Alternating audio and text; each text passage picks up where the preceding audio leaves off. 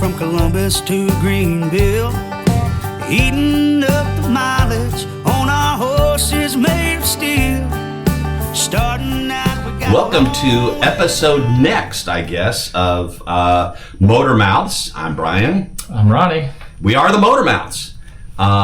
So here we are again. Please don't forget to hit subscribe. Get over to our YouTube channel, Ride for Miracles.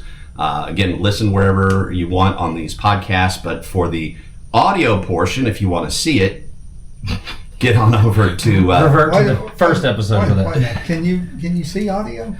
Yes, I guess you can because I said so. So, dude, we are in the dog days of summer. So Hot.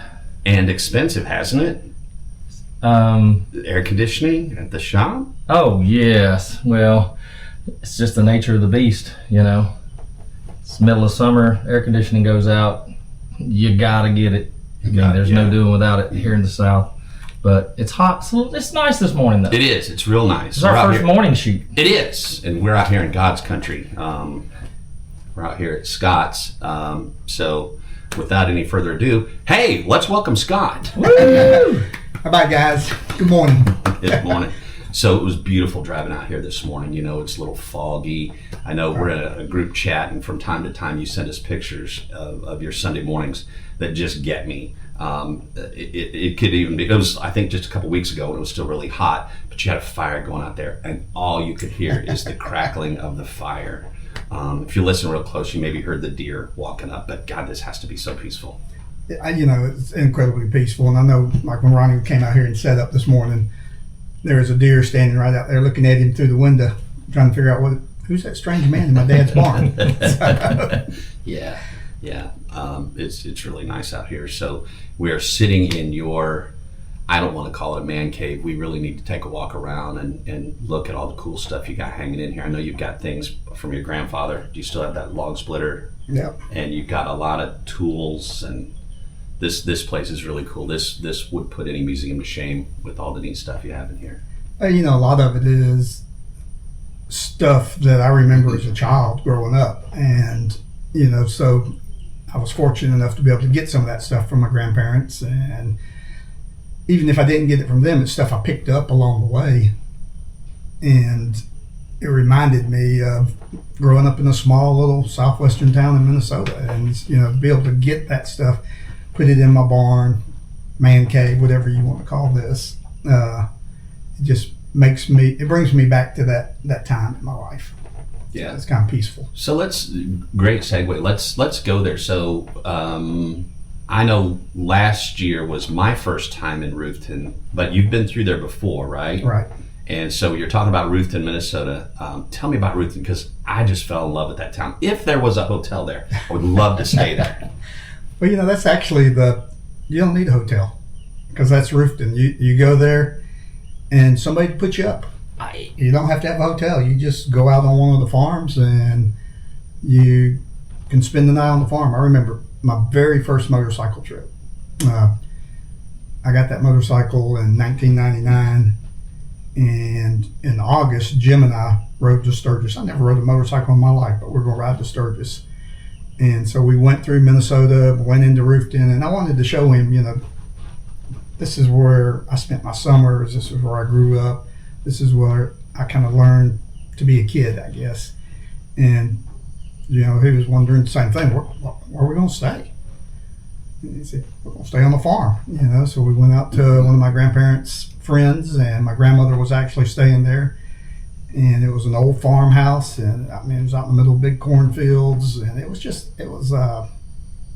know, I got to experience that growing up, but Jim got to see it firsthand. He's never been into that Midwest town and a small 300-person farming community, you know, and just being able to share that with him, and then be able to share that with you guys, you know, that was kind of a cool thing to do, that to take y'all back to Ruthven and on this last ride that we did, and you get to experience kind of where I grew up, and just the genuineness of people in that community. That it just blows me away that, you know, we get to see that, get to experience that, and it was very special to me to go back. I mean, the town's totally different than it is, you know, now. It's just small towns, everybody moves out of the small towns. Everybody, when you're growing up, I'm sure you guys all experienced it. I experienced it. We're living here in Columbus or across the river over there in Phoenix City, Smith Station area. When I get older, I'm going to move to Atlanta or I'm going to move to the big city. And that's what happens to the small towns, unfortunately. Young people feel like there's nothing for them to do there, and then they pack up and go. And unfortunately, the towns start shriveling up and dying.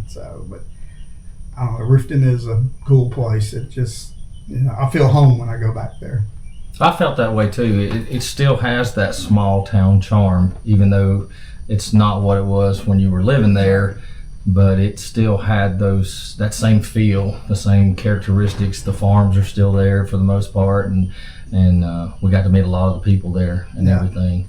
So you talked about your grandmother and everything. So kind of transition now. Tell us about your parents, about your mom and your dad, where they're from, and how that came about with you. Well, so my mom, she was born right there in Minnesota. They tell the story about her brother when he was born. He was so small, this was before there were high-risk nurseries or anything like that, and so they put him in a turkey roasting pan and put him in the oven. No joke. And they didn't turn the oven on, I don't think. Was that the first giraffe omnibus? It might have been. Well, we could buy a lot of those, huh? Right. They're cheaper. You just went to the hardware store, and you buy this medical supplies. Yeah, you buy this turkey roasting pan, and they put him in there, and they just kind of, I guess the pilot light was on in there or something. Left the door open, and that's how they kept him warm. That's amazing. It is. And maybe that's why my grandmother was such a good cook. I'm not really sure. But no, my mom was born there. That's the house that I would spend my summers in, was the house that she was raised in. She had a sister and a brother, and my mom, I don't know, she had this incredible work ethics, and that's because of my grandmother and my grandfather. I'm sure that was really where that came from, because they, back in that era, everybody just, you worked, you went in, you worked hard, you tried to, do the best you could do. My grandparents were growing up in the Depression, so they saved everything that you possibly could save. Even to this day, at the end of my grandmother's life, I remember her taking aluminum foil and straightening it out and folding it back up so she could reuse it. That's just the era they grew up in. So my mom, there was a school there. I think her graduating class was 23 or 33 or some crazy number like that. In the school, one school building, and the school building was kindergarten to senior in high school. Everybody was in the same building. Most of the kids that were in the school came in from the farm. They would either ride their bike 4 or 5 miles, or they'd catch the bus. And the kids in town would walk to school. It was Minnesota. Uphill in the snow both ways. And it probably really happened there. Yeah. Well, it was flat and Roofton, so they didn't have any hills to walk up. But I do remember her telling stories, as the seniors would be responsible for when they would have snow. I mean, and they had some serious snowstorms, and they didn't call school. School went on, and the seniors' job was to go around town and gather up the young kids and walk them to school. Mom always talked about that. She'd walk to school in the snowstorm and the blizzards, but they'd have a rope, and all the kids would hang on to the rope, and the senior would lead them to the next house, pick up the next kid, wow. Then go to school, and they didn't go uphill. I never heard that story, because it was flat, so I would have questioned that. But, my uncle, he was, football player. They had a 9-man football team, because towns were small. That's what they had. My mom was the cheerleader, so just, that small town. When I would go there as a kid, and the people my mom went to school with, I would get to meet them, and they'd tell me stories about my mom, and, it was kind of neat to hear some of the things that she did as she was growing up. My dad now, he grew up in another town. It was about 23 miles from roofed in a town called Pipestone, Minnesota. And that was a totally different upbringing for him. That was the big city, you know, supposedly in the area. And Pipestone's kind of a cool place. Peace pipe, I don't know if y'all can see it up there on the wall. That's actually from Pipestone, Minnesota. And the only place in the world you can get that pipe is right there in Pipestone, Minnesota. So that red rock that you see that they make pipes out of. So that's the town he grew up in. He was a rebellion. I mean, my dad was. Now it's all coming together. Yeah. Yep. My mom was, you know, she was the one that was kind of straight-laced and, you know, didn't veer off the dark path too much. My dad, on the other hand, you know, typical white t-shirt, cigarette pack rolled up in his sleeves, you know, drinking beer, grain belt, you know. Nectar of the gods, by the way. Right. So, you know, that was his thing. And one story that I did learn about my dad, though, he was really good in track. And he held the Pipestone High School record for the high hurdles for the longest time. So, but he didn't apply himself. So it was more fun to smoke a cigarette and drink beer and run around with his buddies. Yeah. So, you know, I get that. You know, it's kind of like what we do. Yeah, I could apply myself, and God knows what I could have been a rocket scientist, but you know, I choose to hang out with y'all. So, well, maybe not. So, but they met. It's kind of neat how they met, because my grandmother, she worked in a restaurant. It was called Sid and Men's, and it was in Pipestone, because Roofton had a little small restaurant, but it was better for my grandmother to go to Pipestone and work, and she would take my mom, and my mom would wait tables there. My grandmother would be cooking in this little restaurant in Pipestone. And my dad, kind of like you, Ronnie, my dad delivered laundry to that restaurant. Mm. So, and I remember you talking about that you know, one of your first jobs was taking laundry around. So evidently my mom was a looker, I guess, because, you know, my dad had a fancy to her, and you know, he wanted to take her out on a date. My grandmother was probably a little bit leery about that, because, you know, he was a wild child. So, but anyway, that's how my mom and dad, they met at that restaurant there in Pipestone, Minnesota. And kind of the rest is history, I guess, a little bit. I can tell you, my grandparents on my dad's side, they lived in Pipestone, and my grandfather on my dad's side, he was all about racing horses. He was a TV salesman. He was just a salesperson. You know, it's kind of what he did. And then he was named Kelly, and it was Kelly's TV shop. I can see it. You know, they had the old TVs in there. You know, not the 60-footers with the remote. The remote was, you get up and turn the channel. You know, so but he sold TVs, but his passion and his love was racing horses. And my grandmother, she was a school teacher. She taught in a one-room schoolhouse. And actually, somewhere sitting in this barn, I have her school bell that she would ring for the kids to come into class when it was time for them to come into class. And we've actually been to where she was born. I mean, you know, think about this. This is my grandmother, and she was born in a sod hut right outside of Mitchell, South Dakota. Holy cow. Yeah. Yeah, so kind of a full circle thing, because, you know, we've stopped at the Corn Palace. We were there this year. We were there this year. Mm-hmm. And probably about 5 miles outside of Mitchell, South Dakota, she was born in a sod hut out there in the prairie. You know, just amazing. Yeah, I know. And, you know, you stop thinking, my grandmother was born in a sod hut out in the prairie. You know, that's stuff you saw in a little house on the prairie, you know, but that's where she was born. And so, and my dad's parents and my mom's parents were like just totally opposite. And I mean that in a good way, but I had to go visit, and I do say had, because, you know, wasn't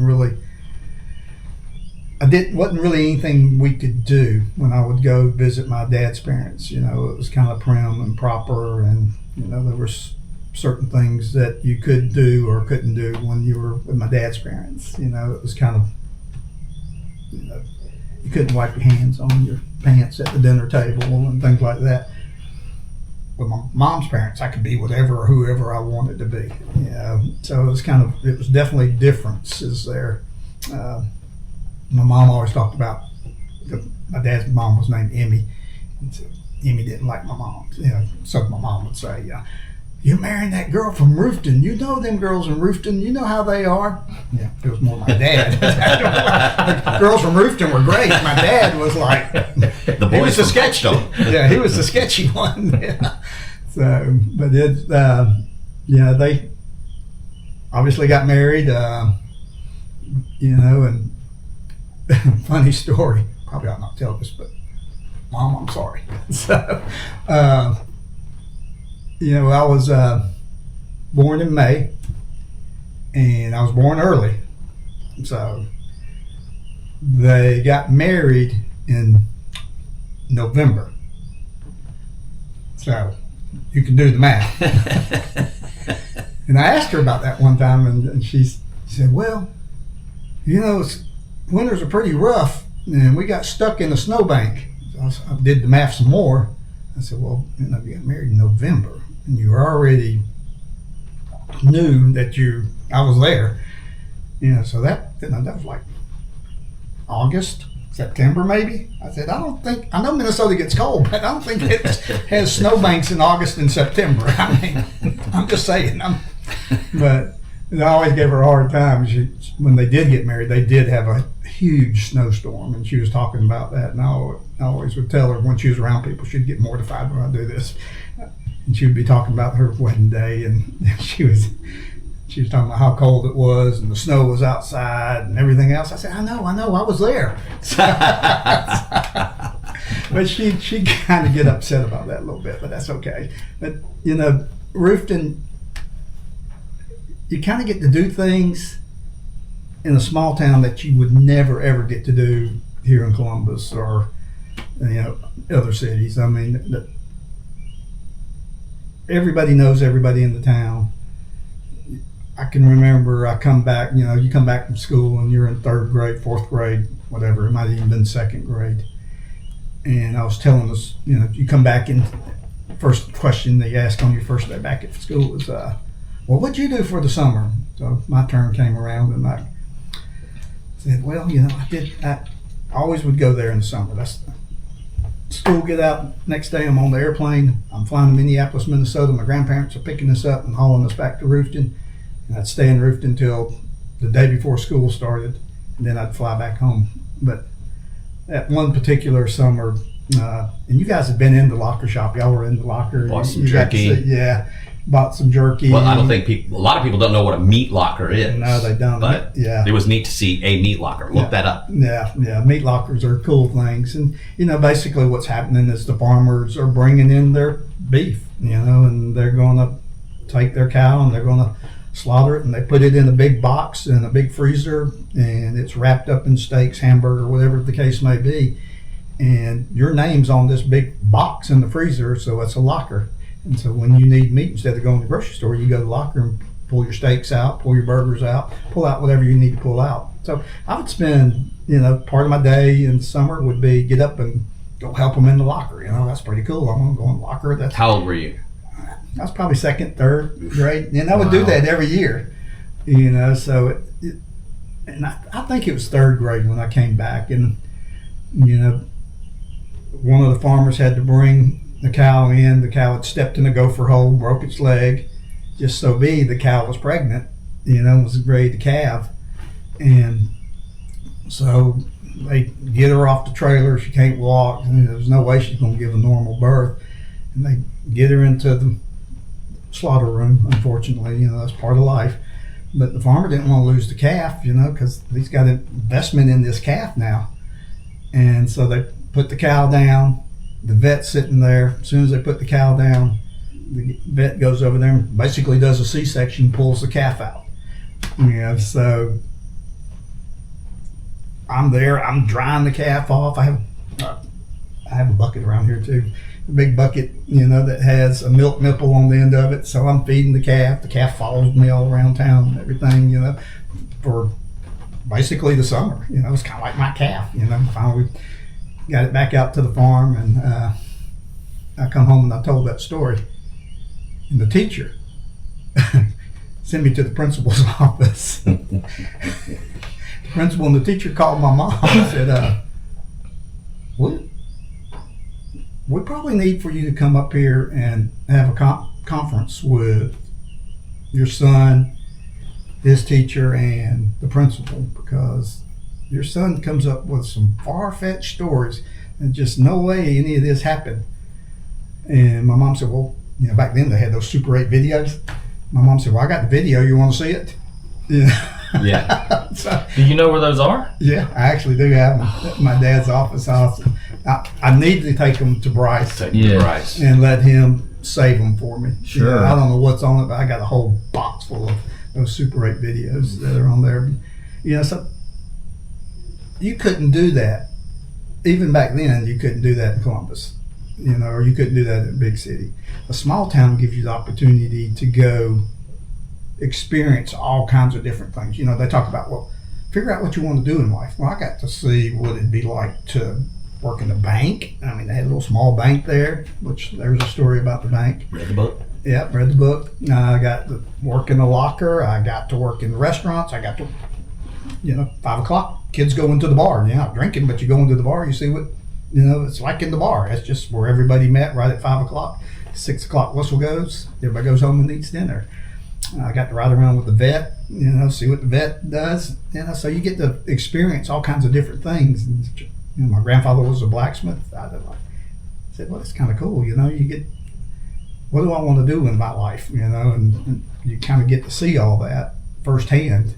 And that's, you know, I think that kind of formed me or shaped me or did something. But the part I liked the most was when my grandmother would be in the bar and there'd be a slash restaurant in there. She'd be in there cooking and I'd help her cook. And well, I don't know, that's probably where the restaurant got born in me. It was in Minnesota. So, you know, you talked about how you like to watch me on my rookie ride and you got to, you know, watch me experience all this stuff. Well, when we ride behind Scott and we get up into Iowa and Minnesota and Nebraska and Indiana and all these states, and there's farming going on in May. We're riding down the road and Scott's going like this. He's checking out all the equipment. He's looking at you know what I saw this summer? I saw it was a big machine, GPS guided, that was spraying fertilizer. Yeah. And it was going down the field and there's no farmer, there's no diesel, what is going on? The booms were out and it was spraying the field. What? I know. That's not farming. Yeah, it's changed so much. You know, this. My grandfather, being a blacksmith, you know, now when you think of blacksmith, you think of making ornamental, decorative stuff is what they do. He was, you know, he was a lifeline for the farmers. Something would break, you know, it didn't matter what time of day, what time of night it was, whatever.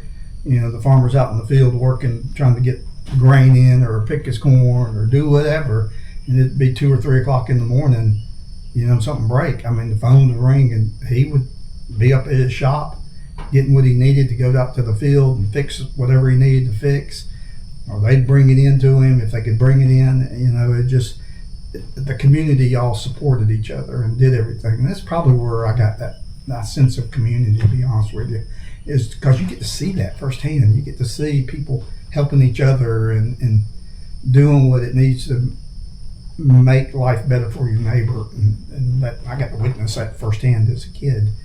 You know, so he was, you know, I know World War II was coming and all his buddies were, you know, everybody was going, you know. He was on the train. He was going to, I'm not sure where he was going to. And they didn't really have boot camp per se like you do now, where you go to Fort Bend and you enlist and you do. I mean, they were just grabbing every able-bodied man there was to send them overseas. And they were going down the line. And he had a friend of his name was Ralph. They called him Piccolo. He was with him and I asked, what do you do? What do you do? What do you do? My grandfather said he was a blacksmith. And they asked me, well, what do you do as a blacksmith? And he told them, you're more important to be home to make sure that we have food to help these farmers out. So they popped him off the train and sent him back home. So who knows how life would have changed, just that. So I think that's another sense where I get where there's no job that's more important than anybody else's job. Yeah, he was a blacksmith, but he was damn important to that community. So that's, well, you're a dishwasher. Well, let the dishwasher leave and see how quick the restaurant shuts down. So everybody's job's important. Never look down on anybody because of what they do. And I think I learned that in Minnesota as well. Yeah. So, real quick before we move on into more about you, do people still come up to you and say, "Your mom taught me how to swim"? How long did she do that? Because she taught my grandkids. Yeah. Taught one of my nephews. Yeah. My mom taught thousands and thousands and thousands of kids to swim. And I probably watched her teach thousands and thousands of kids to swim. I even helped her sometimes during the summer. I would help her. I learned to swim in Minnesota. She learned to swim in Minnesota. And went out to Twin Lake and you'd swim. The only thing, you get out of Twin Lake, you might have a leech just big on your leg, when you got out there. And then you hit the panic button as a kid. But, that's where she taught. And she really didn't envision teaching thousands and thousands and thousands of kids. It just, something happened. A good friend of hers had a child that went outside, fell in the pool, and drowned. My mom, in her wisdom, decided, that should not happen. There ought to be something that could help if that situation arises again. And sure, she taught, I don't know how old your kids or your nephew was when she brought them up here, 6, 7. That's probably 4. I think Piper was 4. And those are cool to watch those little kids learn to swim. But I think the part that just blew me away the most is you get one that's 6 months old, 4 months old. She's not going to teach them to swim, but she would go to the edge of the pool, drop them in the pool. Parents would be like, they're going to float. I mean, they come back to the top, and they're, she would tell them, been in water for 9 months, They come up to the top, and she'd, be in the pool with them when they came up, and she'd kind of spin them around, and teach them to reach over there and grab a hold to the side and scream and cry and do whatever you need to do, but hang on to that side. And they get a little older, she'd teach them how to hike their leg up and crawl out of the pool. And I watched it, I couldn't tell you how many times I watched it, and I was amazed every single solitary time that, that it was just natural for that kid to do that. And then all they needed is somebody to kind of guide them and coach them to do it. And, it's, I don't know, it just, people come to me all the time. My mom was having swimming lessons at your mom's house when she was a little girl, and then I came and she brought me. It's just generation after generation. It just, I couldn't tell you how many people. She taught a guy by the name of Zeke that was totally blind. She taught him how to swim. She's got a piece of pottery that he made for her. Then Elena Amos, when they were doing the tower, and they put a pool up there on the parking deck. She had no idea how to swim. We were living in Mohina Woods at the time, and she was teaching swimming. And after all the kids were done swimming, she'd do 4 or 5 lessons a day. This black Rolls Royce would pull up. Elena Amos would get out of that Rolls Royce. She'd have on her little bathing suit and go back to the back, and my mom taught her how to swim. That's awesome. Yeah, it's just amazing. It's just amazing how many people she taught. I wish I had the number. So that could be where making a difference in one child's life came from. That was the exact thought that just popped into my head. Yeah. She definitely made a difference in a lot of kids' life. Yeah. Yes, and absolutely. it's kind of, we say that, the whole purpose is right, is to make a difference in one child's life. We've touched a lot of kids. My mom touched a lot of kids, and that was just, that was her legacy, along with her catering and stuff. The legacy that she left behind was primarily teaching kids to swim. She sent me to the crying room. There really is a crying room. There is a crying room. And I did go, because what she was doing to my grandbaby. Right.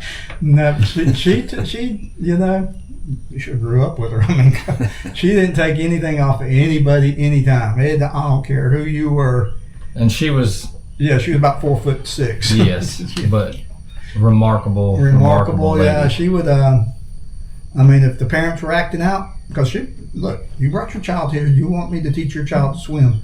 You're not helping matters by being over here panicking, getting all upset and doing everything. So why don't you just go upstairs to the crying room where the adults, and, you can watch from up there, and when we're done, you can come down. So, It was tough. Yeah, it was tough. It's hard. It's hard my to sit there baby. and watch that. Yeah, it's your baby, And my baby knows how to swim, and my Yeah. baby is safe and knows how to get in and out of a pool. So yeah, exactly. grateful for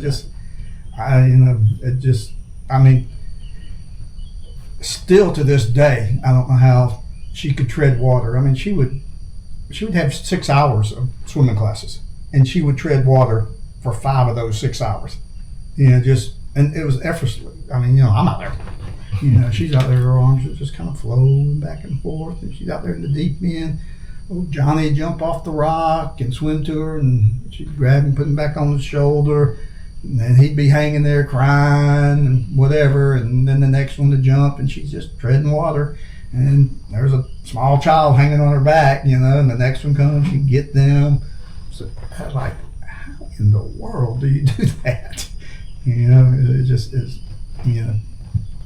She was an amazing lady, and she definitely taught a whole bunch of kids how to swim. So who knows how many lives she saved. Absolutely. Yeah. So we talked about her making a difference in one child's life, which we kind of put together, maybe transitioned and brought you into making a difference in one child's life. So tell us how the very first ride got started. Well, I was doing stuff at the hospital. I was helping with Celebrity Classic and a few other things, and that went on for a couple years. I was, worked closely with the foundation and Karen in the foundation, and Jennifer Joyner was there at that time. Sandy Luwak was there. All these folks that are still a very important part of the ride were there, and they worked for the foundation. So they had this grandiose idea to give me a surprise birthday party. And I found out about the surprise birthday party, and it, you know what? I remember going into Karen's office and said, I know about this party, and I don't want a surprise party. Can we just do something different? I said, no, all right, it's not going to be a surprise now, but we still want to do it. And I said, Karen, I'm not even going to be here. I'm going to be on my motorcycle. I've had it for 10 years, I guess, at that point. I got it in 99. This is 2009. And I was getting ready to turn, what year would that be? 50. 50. Yeah, I was getting ready to turn 50. And, I've always loved to travel. I always loved, I got some gypsy in me some kind of way, I guess. I'm not really sure, but I always loved to travel. Always loved being on the open road and not being confined on the interstate. I like America, and I like real America. And I'd been kicking it around in my head to do something like that. It was kind of just back there. And I thought, 50, it'd be really cool to ride all 50 states, when I turn 50. That would be a cool thing to do. And I can still remember sitting in her office, and all this is churning in my head. And that's why I said, I've already got this plan, Karen. I'm gonna ride all 50 states for my 50th birthday. And that's really what I want to do. I'd rather me do that, and then let's figure out a way that we could raise some money for the NICU, some kind of way. What would they need? And, the draft omnibed is obviously what came up, and so she looked at me dumbfounded, and she really wanted to do this surprise birthday party, and I said, my mind's made up. I won't be at a surprise birthday party. She said, well, let me think about this idea, and I'll get with the board, the foundation board. And the next morning she calls me, and she said, well, I talked to the board and kind of told them what your idea was, and we felt like, we could raise enough money to buy a draft omnibed, which was $32,000 at the time. That would make a good contribution to the NICU unit. It would give them something to talk about with the NICU unit, and the board's all in agreement that we'll get behind this and we'll help you fulfill your dream of riding all 50 states. And I remember hanging up and I like, damn, now I actually got to do this. Oh, how am I going to do this? And I got to think, I can't actually ride to Hawaii, so that ain't going to work. And I like, Alaska's a long way up there. And I thought about it during the day. I think I called the next morning. I said, well, Karen, probably not a good idea because I can't do all 50 states. I possibly do the lower 48. And so we hashed this plan that I was going to do it. I was going to leave the 1st of May, be gone 21 days because I was born on May 21st. Don't ask me where 21 came from, but that's where I just pulled it out of my head. That we'll do it in 21 days. And I don't even remember what day I got home on. It was a 21-day ride, but I don't know if we leave on the first Friday because the first Friday is a day for the hospital where they do something with Children's Miracle Network. So I think it's called Miracle Friday. Miracle Friday, yeah. I think that's what it was called. It's Miracle Friday. So we're going to leave on Miracle Friday. We're going to be gone 21 days. So leave, and there was probably, 8 people there when I left, maybe. And we had the goal of raising that money. I had no idea where I was going. I kind of had an idea. GPSs weren't like GPSs are now. I had a little handheld GPS that I attached to my bike, and had a Mr. Cole Atlas. So I had my Mr. Cole Atlas. I had a little GPS. I had a thing called Spot that would track you. So that's where we got where they would track us as we were going, or track me as I was going. And no hotels. And I was just going to get a hotel whenever I got tired and felt like I needed to stop. And I left out. It was a beautiful day. I remember it was like perfect morning. It was just like one of those Mays that you're riding, and the weather's just right. It's not hot, and that next morning I get up and I cut down, hit the corner of Florida down there, and moved on a little bit further west, and then the rain came. And it came, and it kept coming, and it was brutal. It's like, what in the world? And we didn't do any. I mean, there was no TV or anything. It was, I would take a picture or two, send it in to Jennifer. She would edit whatever I wrote and correct all my spelling, and that's basically all the communications that we had. It was every now and then I might have talked to him on the radio. And there was no TV coverage. There was Scott's out there, and they'd show a blip where I might be off a spot. And I know my first visit was going to be at a hospital in Texas. And you guys that went on that first ride as a group, do you remember what it was like riding into Texas? And it was foggy. You couldn't see 2 feet in front of you. And it was that way, and I had to make that hospital stop for the next morning, and it was raining so bad and so foggy I couldn't go any further. I had to stop. I was probably 7,500 miles from the hospital, but it just, I fatigued from riding in the rain. The wind was brutal. I couldn't see, it was dark.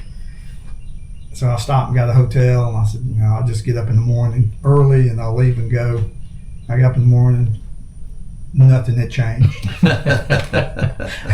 The weather was the same. It was foggy. I gotta make it. I cannot let these people down. They're counting on me to be there. So I get to the hospital drenched, and they tour me through the hospital. I get to see the NICU there, and eventually the sun did come out, and eventually, I got into more inclement weather, but there was no plan other than no plan. Nothing has changed. What? Has it? No plan. No plan. Nothing's changed. I kept going, and I was paranoid that I was going to miss something on a state somewhere, and I made some wrong turns. I mean, no, a wrong turn and no planning. So that's not so bad now. Yeah, that's what set the whole prefaces for the ride. And I dirt roads by mistake. I think Gary does that on purpose. He laughs. Him and Julie just got back from a ride, and they hit a dirt road that was like 6 miles long. Yeah, I think he does that on purpose. I remember being on that damn dirt road, and I come around the corner. And there are damn cows coming down the road, and about 4 or 5 guys on horses are driving cattle. And I'm like, I got nowhere to go. And cows ain't got nowhere to go, so I'm just sitting in the middle of the road. I mean, cows come on either side of I could pat them as they went by. I wish we would have had live feedback, or would have had live feedback then, but it was unbelievable. There's a picture of it somewhere in the archives of the rides, but we'll try to find it. We need to find that one. Try to find it. So it was, I met people, and I just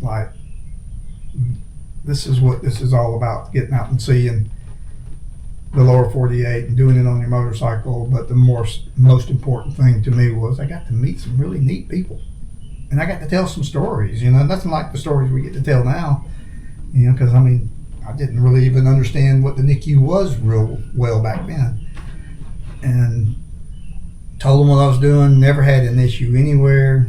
I had a little bit of bike trouble, imagine that, but bike trouble? That was 10 years prior to what we're doing. Well, 18 years prior now to what we're dealing with now. But yeah, it was only a 10-year-old bike, man. It was only 10 years old. That's why I only had a little bit of bike trouble. The gas is always an issue, obviously, and I got out on the road with a wrong turn somewhere, and it was like the movie. You pass the sign, next gas 110 miles. That I didn't see it. So I'm riding along. I said, I'm in trouble. I can't go back this way. Next town's who knows how far that way. And there's a farmer. He was out there at his mailbox, and I just asked him. I said, I'm going to get out here and I'm going to be stranded. Is there a gas station anywhere close by that I might could go? And he said, come on back to my house, follow me down the gravel driveway, about a mile driveway to his damn house back there, and where his tractor barns and everything were. He said, I just got diesel and I got regular gas. I said, regular gas? I didn't even try diesel at this point, but and so they pulled, the big tanks sit up there in the air on the stands, so it's a gravity fed thing, and he fills up the tank for me, and I ask him, what I need to give you. He said, because I'm telling him the story while I'm out here doing what I'm doing, and he's, I can buy you a little bit of gas. Have a safe trip. That's That's why I say, what we see on the news and what we're pumped into us all the time is not what it's like in America. I mean, there's so many people that are good out there, and I mean, who knows where I wound up and what I've been doing if I ran out of gas out there in the middle of nowhere. Somebody probably would have stopped and hauled me in. Definitely. But he went out of his way to keep me on the road. So, and that's what we see all the time when we're on the road is the goodness of everybody.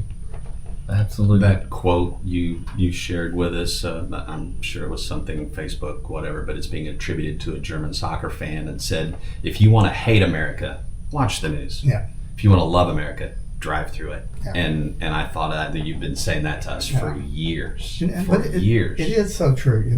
That's what. It's easy to get wrapped up in what's bad in the world, and if you close your eyes to that and open up your mind and open up your heart and open up your eyes, you see what's really good with this country and what the people are like.